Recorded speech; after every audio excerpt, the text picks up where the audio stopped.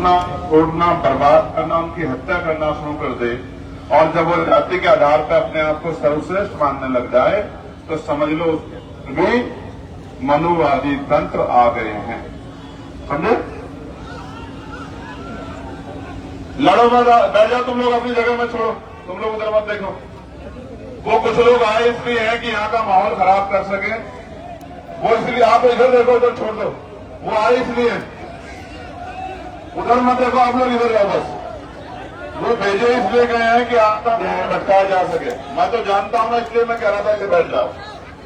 मैं आपको पहले ही कह रहा था, इसलिए कह रहा था, मैं तो जानता हूं चीजों को, मुझे बहुत दिन हो गए ये काम करते हुए। आप सब इधर देखो, मैं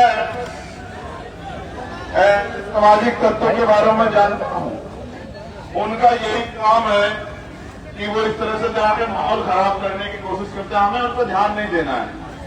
ऐसे एक नहीं 1000 लोग भी आएंगे तो वो अपने मकसद में सफल नहीं हो पाएंगे। आप समझे? मैं ये बात कब समझा, जब वो इस प्रोटेस्ट को कवर करने आए और लोग मना कर रहे हैं कि शहीद स्मारक पे जूते लेके मत जाओ, और वो लोगों से बहस कर रहे थे, मैं तभी समझ गया था कि ये हमारे लोग नहीं हो सकते। हम तो वो लोग हैं जो इस देश में अपने देशभक्त शहीदों के लिए अपना सर जो है उनके चरणों में नतमस्तक करते हैं। हम देशभक्त कौम है, हमसे कोई नहीं कह सकता। हमने अन्याय अत्याचार सहे, इसका उत्तर ये है, लेकिन हमने हथियार नहीं उठाया।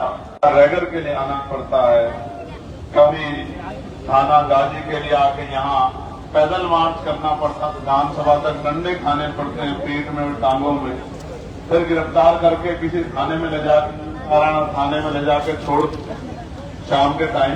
ये तो मुझे बहुत दिन हो गए देख के। मैंने तो देश की सबसे बड़ी जेल तिहाड़ भी 2-2 बार काटी। आज का दिन मैं याद दिला देना चाहता हूं, इनको भी याद होगा, जो पीछे बैठे हैं उनको भी याद होगा। आज ही के दिन दिल्ली में का बाद गुरु घर के हुए अन्याय के खिलाफ आंदोलन, मैं 98 लोगों के साथ जेल में गया था। मेरे आज भी याद है दिल्ली का ऐतिहासिक आंदोलन, जिसमें 5 लाख लोग दिल्ली इकट्ठा हुए थे। रामलीला ग्राउंड से लेकर तुगलकाबाद तक मार्च हुआ था। मेरे आज भी याद है, ये वही दिन है, ये वही दिन है। उस दिन भी हम लोग जीते थे, सरकार को झुकना पड़ा था। आज भी हम लोग जीतेंगे, सरकार को झुकना पड़ेगा।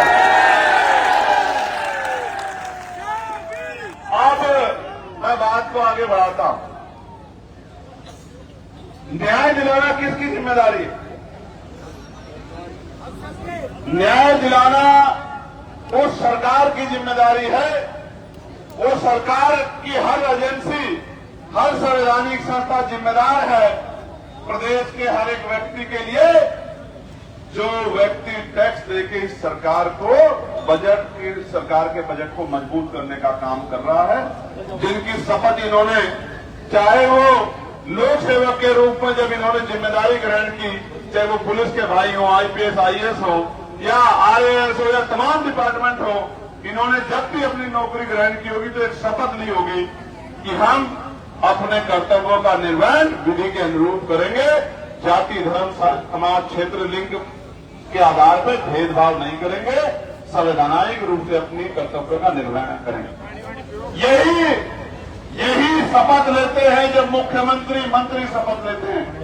मेरे साथी कह रहे थे वो भारतीय जनता पार्टी पे हमलावर हो रहे थे, कांग्रेस पार्टी पे हमलावर हो रहे थे। ये इसलिए पावर में है कि हमको पावर में आप वोट देके भेजा। ये लोकतंत्र है।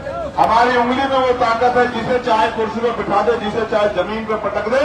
अगर हम फैसला ले लें तो ना कांग्रेस, ना बीजेपी, ना कोई और किसी की हिम्मत नहीं पड़ेगी कि वो हमारी बस्तियों में भी पैर रख दे। ये लोकतंत्र है, यहाँ जनता मालिक है।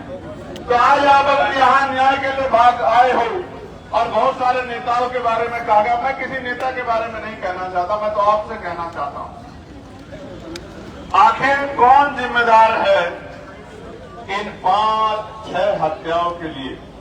जब देश की सबसे बड़ी एजेंसी, जिसको सीबीआई के रूप में हम लोग जानते हैं, वो एजेंसी जांच करने के बाद 12 साल में कोर्ट में ये नहीं स्पष्ट कर पाई कि गरीबों की हत्या किसने की, तो कौन सी एजेंसी न्याय दिला देगी हमें? किसके भरोसे हम लोग बैठे हैं? आप कह रहे हैं कि भारतीय जनता पार्टी का विधायक है, तब भी था, अब भी था। भारतीय जनता पार्टी सरकार में कांग्रेस ने क्या किया? कांग्रेस की भी तो सरकार रही इससे पहले 5 साल। उन्होंने इस मामले को फास्ट ट्रैक क्यों नहीं कराया? उन्होंने अपने समय में इसमें डिसीजन क्यों नहीं करा?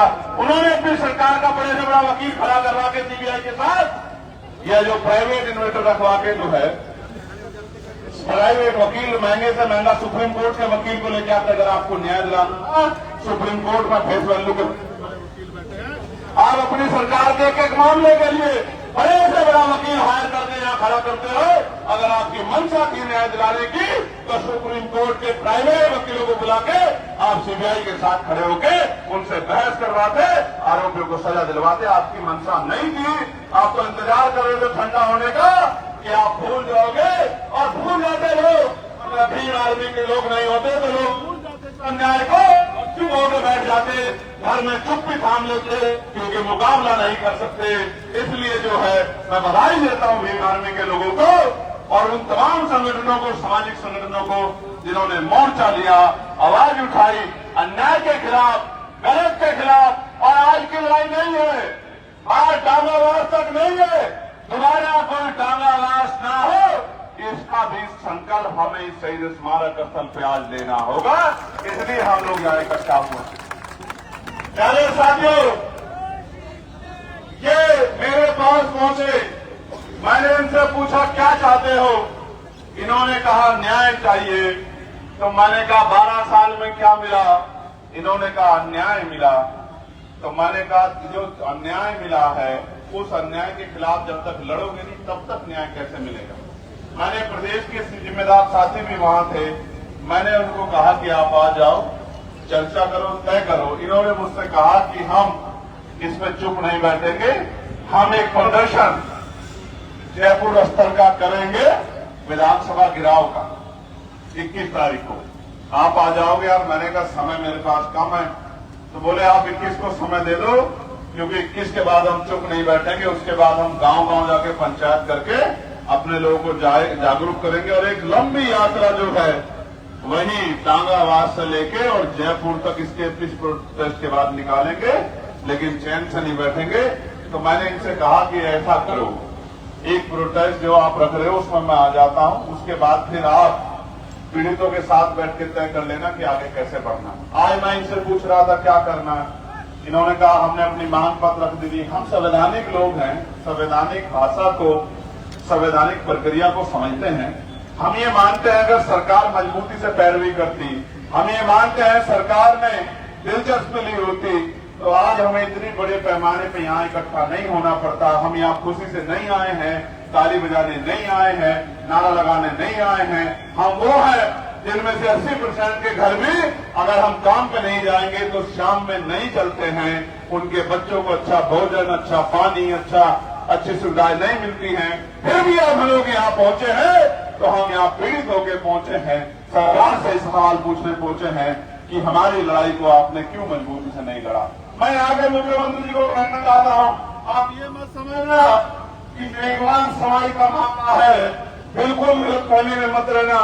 ये हर कमजोर की लड़ाई है, क्योंकि इतिहास गवाह है, चाहे पहलवान बेटियों का मामला हो, चाहे दिल्ली में छात्रों के लिए आंदोलन हो, या एनआरसी का आंदोलन हो, या फिर दिल्ली के तुगलकाबाद गुरु घर का आंदोलन हो, या कोई भी ऐसा मामला हो, हर मामले में हमने आगे बढ़ चढ़ के, चाहे राजस्थान हो या देश का कोई भी कोना, आंदोलन करने का काम किया है, आवाज उठाने का काम किया है। आपको याद होगा 20 तारीख को आंदोलन हुआ था दिल्ली के जंतर मंतर पे। 20 तारीख की रात से नेता घर में पड़ के सो रहे थे। मैं इन बच्चों के लिए पूरी रात बारिश में वहीं बाबा साहब अम्बेडकर के स्टैच्यू के नीचे उस पार्लियामेंट में बैठा रहा, जिस पार्लियामेंट की कॉन्स्टिट्यूशनल असेंबली में, जिसको सेंट्रल भवन कहते हैं, सेंट्रल हाउस कहते हैं, जिसमें संविधान लिखा गया। और याद करता रहा कि बाबा साहब अम्बेडकर और तमाम संविधान निर्माताओं, आपने क्या भारत बनाया था, किस उम्मीद से भारत बनाया था और क्या भारत बन गया है, जहां छात्रों को भी मारा जा रहा है, बेटियों को भी डंडे घुसेड़े जा रहे हैं, बच्चियों को भी पीटा जा रहा है, बुजुर्गों को भी मारा जा रहा है। आपने क्या इसी भारत की कल्पना करी थी? और जवाब मुझे ये मिला कि नहीं, अब नहीं, अब इस अन्याय के भी खिलाफ मजबूती से लड़ना होगा। तो फिर हमने 23 तारीख को प्रेस कॉन्फ्रेंस करके कहा कि पूरे देश में छात्र हितों के लिए आंदोलन होगा। और 25 तारीख को जब इस्तीफा हुआ, मैं ऐसे ही सभा में खड़े होके अपनी बात रख रहा था आंदोलन में। पत्रकार साथी गेट से आए, मुझसे कहने लगे इशारे में, ऐसे हाथ हिला हिला के, मैंने कहा आवाज नहीं आ रही, नजदीक आके बताओ। बोले जिस मांग के लेके आप धरना कर रहे हो, आपकी मांग पूरी हो गई है, इस्तीफा हो गया है। मैं प्यारे साथियों, मैंने उनसे कहा कि इस्तीफा हो गया एक बात है, लेकिन दोबारा कहीं पेपर लीक ना हो, इसके लिए पॉलिसी सरकार को बनानी ही पड़ेगी, नीतियों में बदलाव करना पड़ेगा। मैं आज भी कह रहा हूं, दागावाद दोबारा ना हो, हमें सामंतशाही को पैरों तले कुचलना पड़ेगा और सामंतवादी सोच रखने वाले किसी भी व्यक्ति को हमें ताकतवर बनाने की बजाय उसको इतना कमजोर बनाना पड़ेगा कि दोबारा वो कभी सर ना उठा सके किसी कमजोर को कुचलने के लिए। याद रखना मेरी बात, ये लोकतंत्र है। मैं 2 साल पहले आया था 2023 के विधानसभा के चुनाव में, मेरे पीछे यही पहचान थी